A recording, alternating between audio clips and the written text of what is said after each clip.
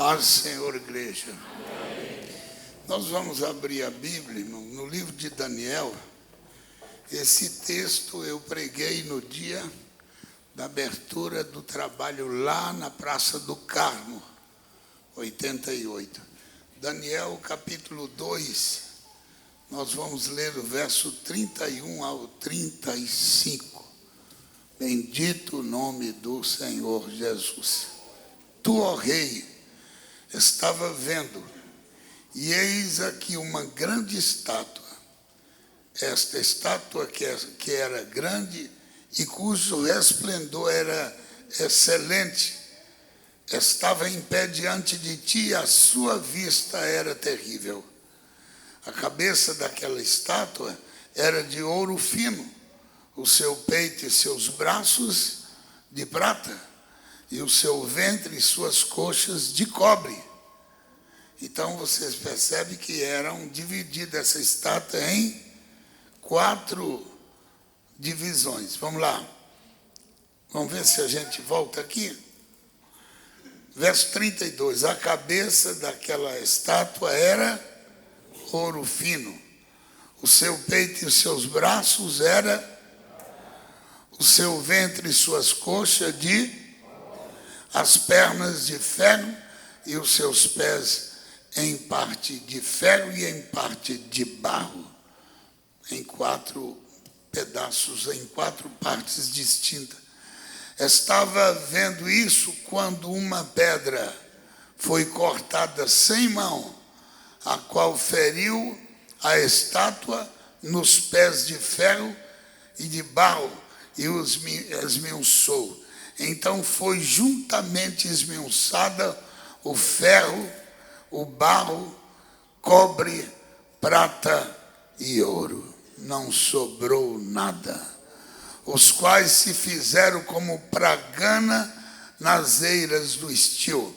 E o vento os levou, e não se achou lugar algum para eles. Mas a pedra que feriu a estátua se fez um grande monte e encheu a terra. Irmãos, como a história da igreja, é claro, você não tem como contar isso de uma vez, mas tem uma parte do início da igreja que foi muito fascinante. Só para os irmãos entenderem, tem coisas que mais tarde você vai entender. Deus podia ter me levado, quem sabe, para Belo Horizonte, ou São Bernardo, ou quem sabe outras cidades, como Santos, mas eu vim parar em Curitiba. E era exatamente o lugar que eu não queria vir. Pode perguntar à minha esposa. Eu não queria mais saber de Curitiba. Para mim, o povo de Curitiba era um povo, posso falar? Que não ia com a minha cara. E nem eu ia com a cara desse povo. Eu falei assim, eu vou me embora daqui. Alguém lembra do Jonas? Eu fiz igual o Jonas para fugir de Curitiba. Entrei no ônibus e fui para São Paulo. Chegou lá, o Senhor disse, volta para lá. Mas depois você começa a entender. Por que Curitiba?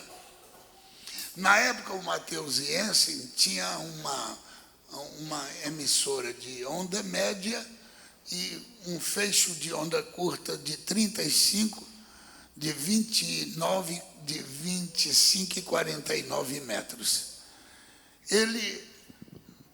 Vamos entender, eu sei que os irmãos não têm necessidade de saber isso, mas a onda curta, naquela época, ela tinha um valor muito grande. E as ondas curtas, a antena estava voltada para o sul e norte do país. Sul e norte. Não muito nordeste, mas o centro-oeste, o norte e o sul, as ondas curtas tinham uma penetração muito grande. Aí nós entramos com o programa E você imagina, a Marumbi era uma emissora intrinsecamente evangélica, programa do Mateus. Aí eu fui lá, conversei com o Mateus e ele disse, eu te arrumo meia hora. Primeiro ele disse assim, e essa voz rouca sua? Eu falei, não, mas vai melhorar. Ele disse, eu espero, porque essa voz sua não é voz de locutor. Eu falei, eu também sei. Mas, enfim, não é questão de voz. Aí Deus abriu a porta. Alguém lembra qual era o horário do programa? Meia hora? Ou era uma hora? Não me lembro. Era meia hora, né? Alguém lembra? Das 2h30, se não me engano, às 3 horas. Era isso mesmo? Ou era das 3 às 3h30? Parece que era das 3 às 3h30. É isso mesmo? Alguém lembra? O Mateus cedeu o horário para mim. Meus amados, foi uma coisa tão impressionante, porque ele anunciou, vem aí o programa Despertai com o presbítero Ademar Alves Lacerda. Aí foi um ribuliço. Eu fiquei com dó da minha esposa. Eu anunciei o telefone lá de casa, e minha esposa vai estar lá para atender vocês. Ela disse que o feijão queimou algumas vezes, porque o telefone não parou de tocar. Todo mundo queria saber quem é esse Ademar, quem é, o que ele está fazendo, o que ele faz da vida. Mas, enfim, Deus começou a dar o amém naquele trabalho. Aquele grupo de mais ou menos 30 irmãos continuou orando e nos ajudando, lutando conosco, e os irmãos correndo atrás de salão, e Deus prepara, portanto, na Praça do Carmo 88. Deixa eu fazer uma pergunta, quem estava lá no dia da inauguração? Só para me ver, segura a mão levantada. Eu vou até contar, olha. Segura a mão, para me ver, tem 4, 5, 6, 7, 8, 9, aqui entre nós tem 9, comigo 10, 11, quem mais? 12, 13, 14. Uns 20 irmãos estavam lá, desse grupo que está aqui hoje. Permaneçam aí, permaneçam firmes aí. Nós anunciamos. Eu imaginei assim, o salão, alguém lembra do salão? Lá é um salão, mais ou menos a metade desse salão aqui. Mais ou menos essa metade. Eu disse, se der umas 50 pessoas, tá bom. No dia da inauguração, lotou o corredor, lotou a igreja, lotou lá fora. O povo vieram, mas não foi por curiosidade, o povo é curioso, para ver aquilo lá. E Deus nos deu graça, irmão. A mensagem que eu preguei foi essa mensagem. Deus operou, a igreja em jejum, os irmãos em jejum. Eu me lembro de um pastor da Igreja Brasil para Cristo. Eu fiquei até com dó, não me lembro mais o nome dele. Ele disse assim, pastor, vai pregar na minha igreja. Todo o dinheiro que entra lá reverte para o trabalho de vocês. Eu abracei aquele irmão, agradeci. Eu falei, irmão, eu estou tão corrido, cheio, deixa para outro dia. Agradeci, porque os irmãos estavam com o coração aberto, solidário para nos ajudar. E eu não saí com bronca de nada, eu não saí para abrir uma nova igreja, eu não saí para fazer um grupo, eu não saí para fazer confusão, eu saí para servir a Deus. Eu posso falar, já passou 35 anos, aquela geração já foi praticamente toda, mas eu não suportava, irmão, num culto, tem irmãos aqui que é testemunho, você tem que fazer 5 ofertas, 6 ofertas. Alguém lembra disso? Quem lembra? Levanta a mão, só quem lembra. Ninguém aguentava aquilo, ninguém suportava. Era uma forma de... Aí, não, eu não vou falar mais, eu não quero falar disso, já passou. Mas isso me deixava muito triste. Quando você luta para fazer o trabalho do Senhor, aí vem a família Igreja, irmão, não é patrimônio de família. Igreja é aqueles a quem Deus constituiu para fazer a obra. Se o filho do pastor tiver chamado, amém. Mas se não tiver, você não pode empurrar ele como se fosse ele dono do patrimônio. Isso aqui não é patrimônio, não. Isso aqui é a igreja do Senhor. E uma vez nós estávamos na reunião em São Paulo e o líder anunciou, dizendo assim: a partir de hoje, quem vai cuidar de tudo é o meu genrão. Aí o irmão que estava ao meu lado disse assim: irmão Ademar, vamos arrumar a nossa vida aí. Está chegando a hora de nós ir embora. Eu abaixei a cabeça e chorei. Aí o rapaz lá, o genro, levantou e disse: missionário, eu tenho lá no Rio de Janeiro 200 obreiros para colocar aqui em São Paulo e no Brasil. E vamos botar esses obreiros mais velhos tudo para fora. Puxa vida.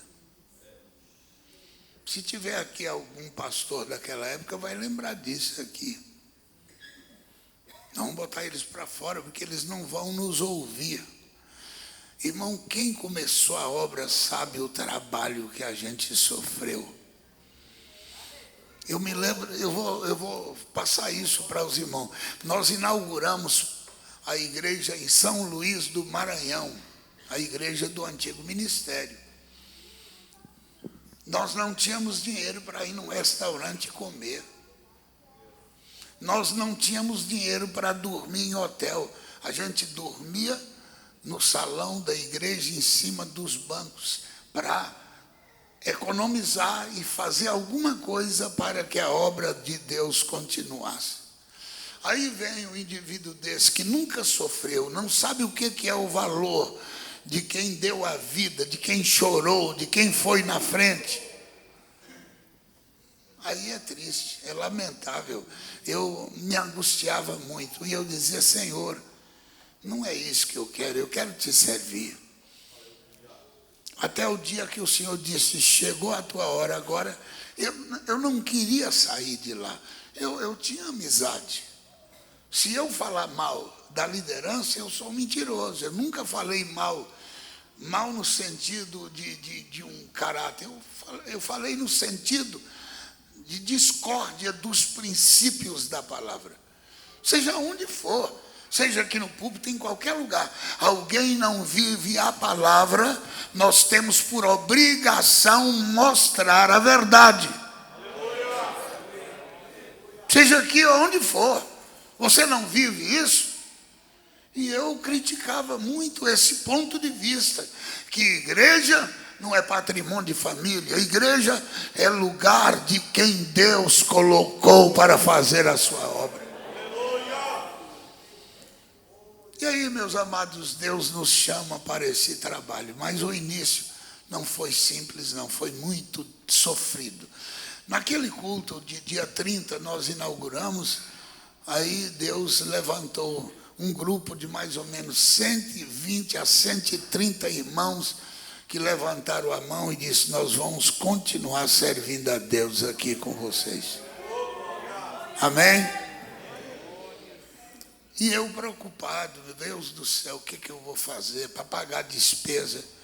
Deus fez a obra. Teve irmãos que dizem assim: pastor não era presbítero, já tem mais de 6 meses que eu venho guardando esse dinheiro do meu dízimo, porque eu sabia que Deus ia abrir uma porta. Está aqui. Aleluia. E aquilo que eu pensei que era uma luta, Deus abriu a porta, me aquietou, eu fiquei em paz e Deus continuou fazendo a obra. Agora vem o mais impressionante. Quando eu anunciei na Rádio Marumbi Nova de Paz o programa, a igreja, os princípios, o que nós estávamos pretendendo? Irmãos, o Brasil inteiro ligou para mim. O Brasil inteiro ligava. De igrejas, eu estava contando para os irmãos, no interior de São Paulo, ali próximo a Piracicaba, um pastor da Assembleia de Deus. Ele saiu, abriu o ministério, e ele ligou para mim dizendo: pastor, eu quero passar o ministério para vocês, eu quero que o pastor venha aqui assumir o trabalho. Nós temos 2 igrejas construídas, uma na metade da construção, um terreno preparado, mais de 170 membros, vem para cá. Eu disse: não, meu irmão, não vamos fazer isso. Essa formação aí de caráter, de vida espiritual, foi Deus que colocou na sua mão. Nós vamos ter alguns princípios divergentes. Eu não vou falar isso aqui, mas, por exemplo, a questão do casamento, do divórcio, era um problema. E lá ele tinha pessoas em comunhão divorciada. Pessoas, por exemplo, mulheres em cima do púlpito que pregavam. Nós nunca aceitamos irmãs aqui mandarem. As irmãs fazem o trabalho, vocês conhecem. As irmãs estão em plena atividade, mas em cima do púlpito pregando, mandando, dando ordem. Aqui não. Aqui não, aqui não. Aqui nós vivemos o que diz a palavra do Senhor. Aqui não tem mulheres pastoras. Aqui tem servas de Deus que nos ajudam a fazer a obra do Senhor.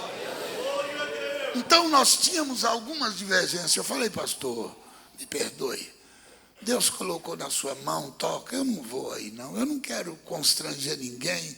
Eu não quero assumir um trabalho desse porte. Não vou, você me perdoa. Fiz uma oração e disse: recebe meu abraço, nosso apoio, toca o barco. Não sei qual foi a decisão dele daí para frente.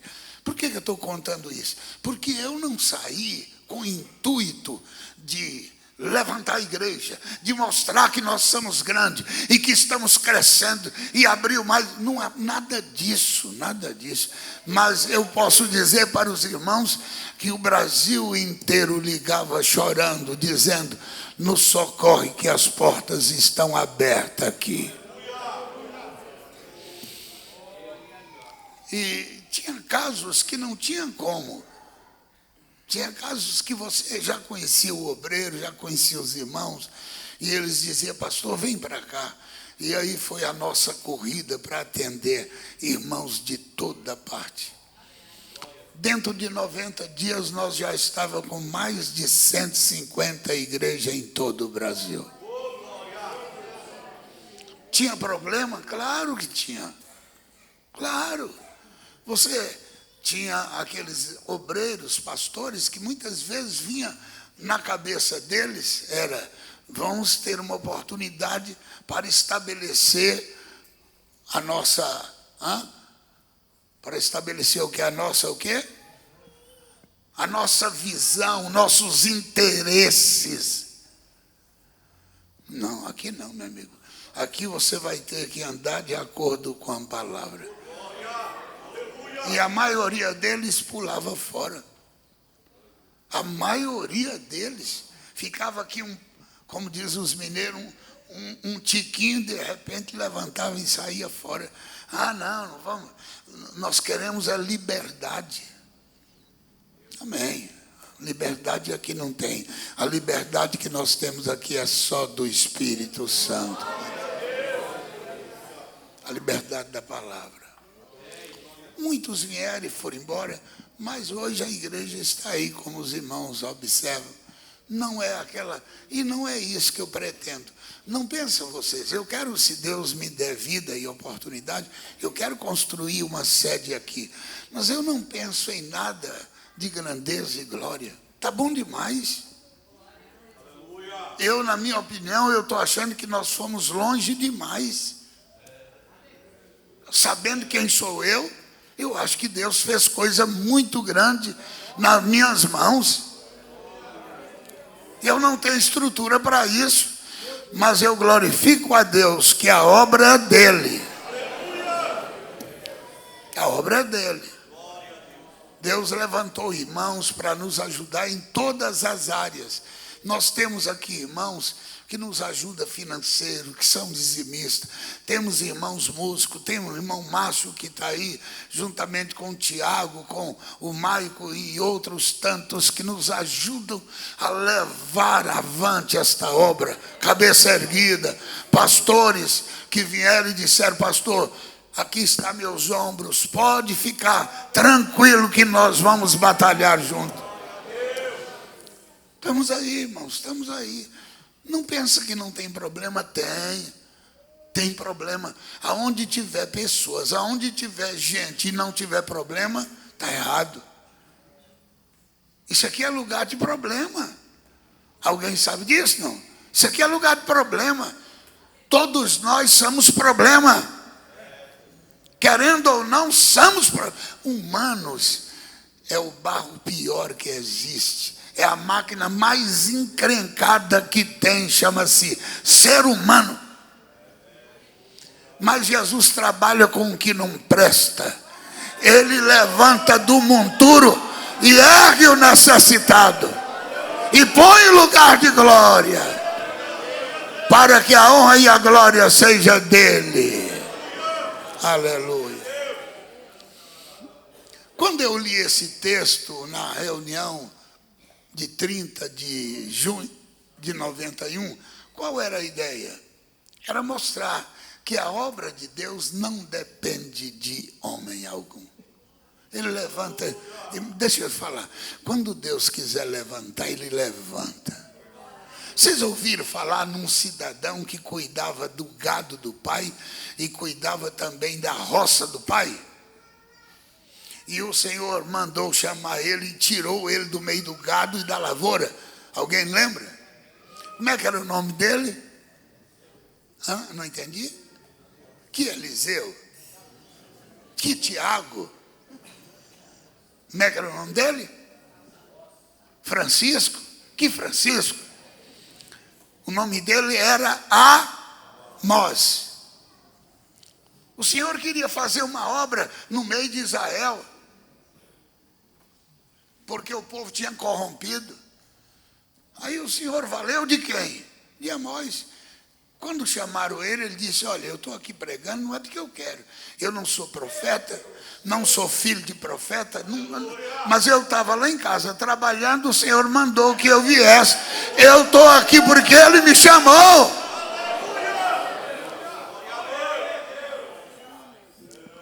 Guarda isso. Se Deus quiser levantar alguém, ele levanta.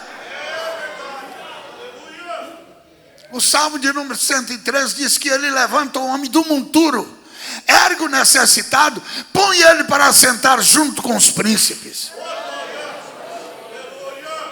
Você acha que Deus precisa de gravatinha? Você acha que Deus precisa de intelectual?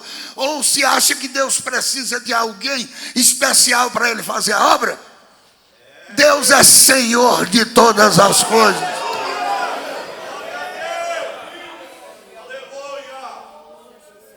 É claro, se o indivíduo estiver preparado e for o chamado de Deus, amém. Ele é muito mais lapidado e trabalhado pelo Senhor. Agora, não pensa vocês que Deus depende de nada. Ele é Senhor. Ele é Senhor. Então Amós disse assim, ó, pessoal, se tiver de reclamar, não reclama de mim não. Eu não tinha nenhuma pretensão de ser profeta. Eu estava cuidando do gado do meu pai, eu estava cuidando dos sicômoros, e eu vim para cá porque o Senhor disse assim: vai e profetiza. Aleluia! Aleluia! Consciência limpa, vai e profetiza.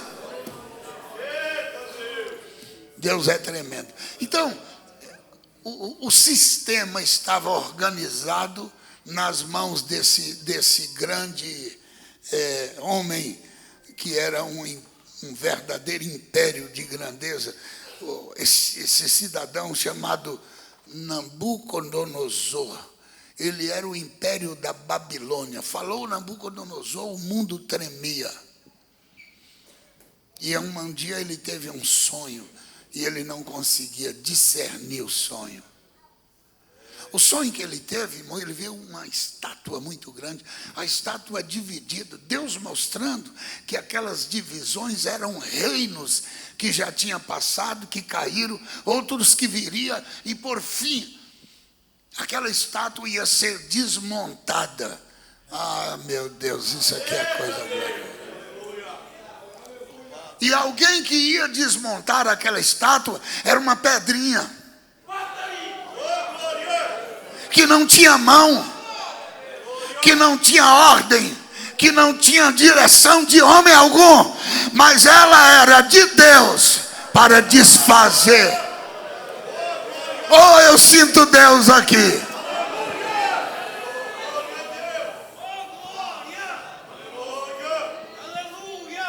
Quando Nabucodonosor chamou os seus adivinhadores, ninguém conseguia adivinhar. Nabucodonosor ficou furioso e mandou matar todos eles. E o chefe da guarda de Nabucodonosor passou isso para Daniel, que era também um dos que estava ali como escravo e que era tido como um homem sábio. Quando passou para ele, ele disse: diga para o rei que me dá um tempo, que eu vou levar para ele a resposta. Ele mais os seus colegas oraram a Deus, ó, e o Deus do céu lhes revelou. Me leva diante do rei que eu quero falar com ele o que é o sonho dele. Aí quando ele levou diante do rei, que contou toda a história, e ele disse assim: rei, o que me interessa é isso aqui, ó rei, aquela estátua são as divisões de Persas, do reino da Pérsia, do reino dos caldeus, depois o reino de Babilônia, o reino de Roma, e por fim, essa mistura de barro, esse conchave que vocês estão fazendo, isso não vale nada, isso vai acabar desmantelado na presença do Senhor, porque uma pedra vai sair, e essa pedra, quando bater diante dessas organizações, ô irmão, isso aqui é lindo. Essa pedra, quando bater diante dessas organizações, todas elas cairão por terra. Sabe o que Deus me faz sentir? Quando Ele quer fazer, Ele faz no meio de qualquer confusão. Se você quiser continuar servindo a Deus, levanta a cabeça e vamos servir a Deus.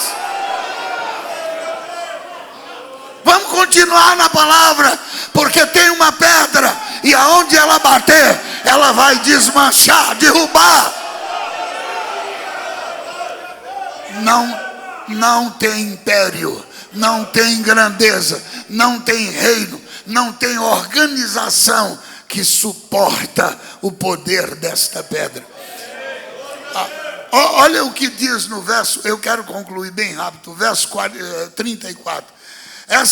Estás vendo isso? Quando uma pedra foi cortada sem mão. Essa pedra apareceu sem mão, a qual feriu a estátua nos pés de ferro e de barro, e a estátua caiu e esmiuçou. Todos os poderes vão cair diante do Senhor Jesus. Irmão, talvez muitas pessoas não vão entender o que eu vou falar. Igreja não é um estatuto, igreja não é uma placa. Igreja é um organismo vivo de um povo que teme ao Senhor. Você pode até estar afiliado a A ou B ou C, tudo bem, amém.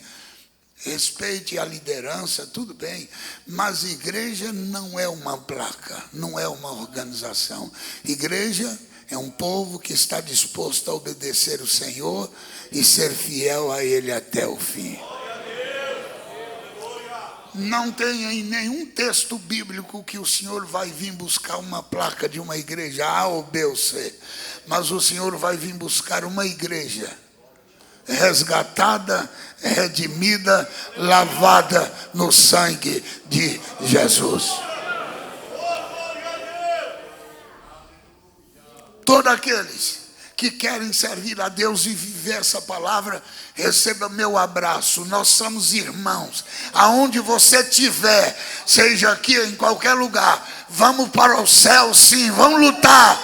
O céu é o nosso limite, vamos lá.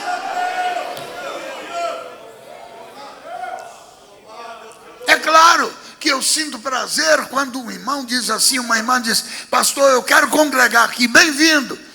Mas o bem-vindo é para aqueles que estão dispostos a somar conosco, a lutar para viver esta palavra.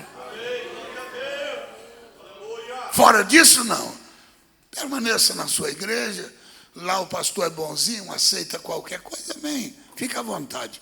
Mas quem vier para cá, saiba que aqui nós vamos continuar debaixo da autoridade desta pedra. Essa pedra de esquina. Essa pedra angular. Aleluia. Eu sempre entendi que igreja não depende de dinheiro apenas. Nós precisamos de dinheiro, é claro, mas não depende exclusivamente disso, porque Deus pode entrar aonde Ele quiser entrar e fazer um verdadeiro rebuliço. A igreja não depende de um estatuto, a não ser para ter base na lei, nos direitos legais, enfim, na condição jurídica do país. Mas estatuto não é para trazer para o púlpito e mostrar para a igreja estatuto. O nosso estatuto aqui é a palavra. Nós vamos viver isso aqui. A palavra está dizendo que a irmã não corta o cabelo, não corta o cabelo. A palavra está dizendo que o homem não usa bigode, nem barba, não usa. Nós não usamos. São princípios. A palavra está dizendo que não é para jogar bola, não joga. Nenhum vício. A palavra está dizendo que não é para nós vivermos em oração e santidade. Vamos viver oração e santidade. A palavra está dizendo que a nudez é desagradável, é indecente perante Deus, porque as irmãs e os irmãos vão viver em nudez. Então vamos viver a palavra na simplicidade. Se você tiver dúvida, Deus vai revelando aos poucos cada coisa no seu coração. Vamos servir a Deus com simplicidade. Não precisa ninguém ficar afobado. Pastor, fica em paz. Se você tem vontade de servir a Deus, Deus vai colocando cada coisa no seu lugar. Cada coisa. Nós vamos servindo a Deus. E o próprio Espírito Santo vai revelando tudo. Mas uma coisa eu tenho certeza. Que essa pedra, quando bate, desmonta tudo. As organizações não fica ninguém em pé.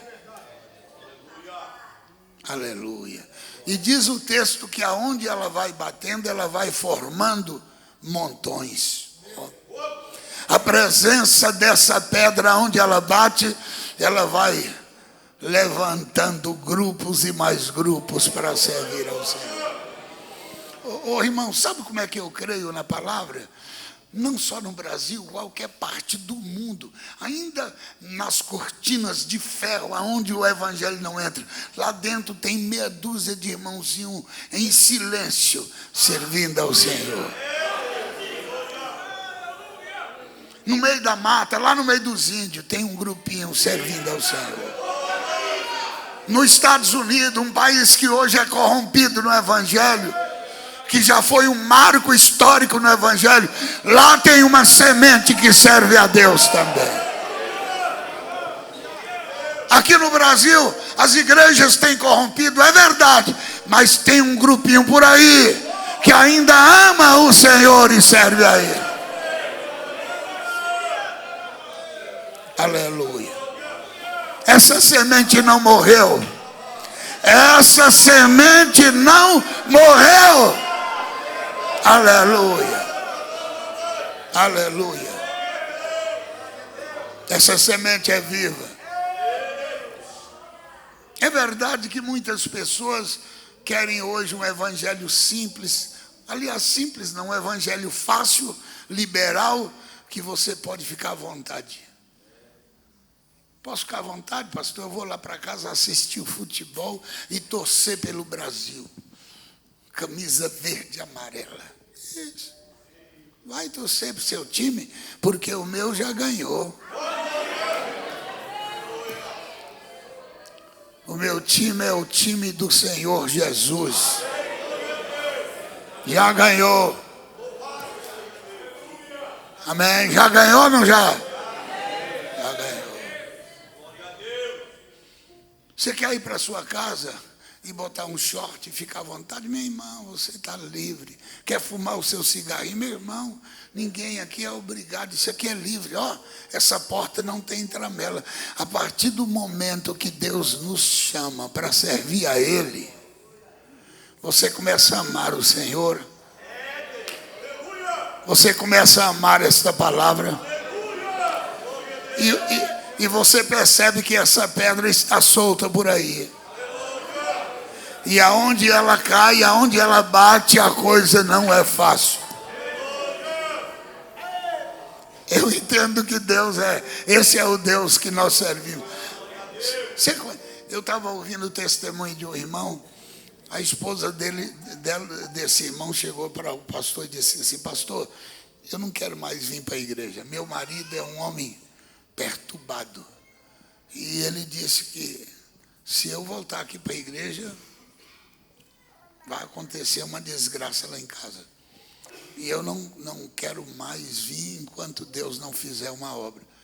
Aí o pastor disse: eu posso ir lá? Não pode que ele está. Aí é que ele vai ficar furioso. Aí o pastor pegou o lenço, passou no rosto e orou, disse: Senhor, vai com ela nesse lenço. Isso era um sábado. Levou o lenço, botou lá debaixo do travesseiro. Eu não estou dizendo que isso é amuleto, não estou dizendo que nós fazemos isso, mas eu estou dizendo que quando Deus manda fazer, Ele dá graça e opera. Botou lá debaixo do travesseiro. Quando foi no domingo, o camarada levantou, olhou para um lado e para o outro e disse: você vai na igreja hoje? Bem, ela disse: vou. Eu posso ir contigo? Entendi. O diabo caiu por terra na hora. Chegou lá na igreja, o pastor pregou, ele aceitou a Cristo. Aí depois do culto ele veio, abraçou o pastor, pediu perdão. E o pastor disse: e agora? Ele disse: não, agora é firme. E amanhã você vai fazer o quê? Não, amanhã eu estou aí. Vem para cá que a partir de hoje você vai ser porteiro da igreja.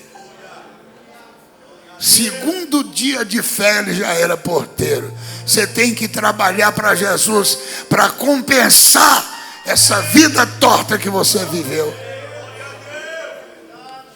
Esse é o Deus que quando Ele quer operar, não tem barreira não, meu irmão. A pedrinha onde bate, a coisa esmiuça. Não tem conversa.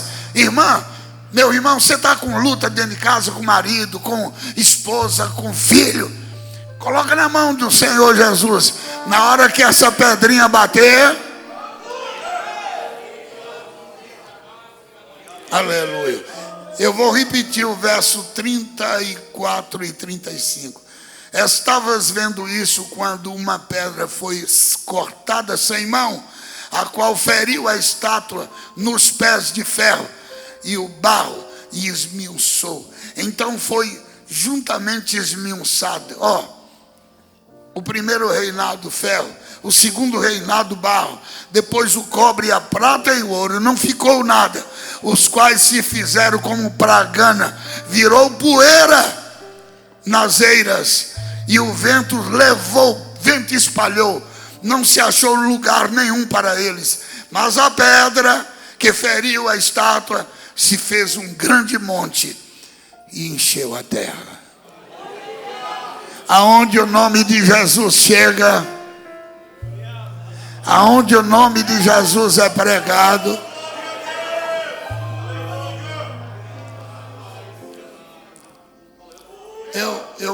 cumprimentei o pastor lá na África, pastor...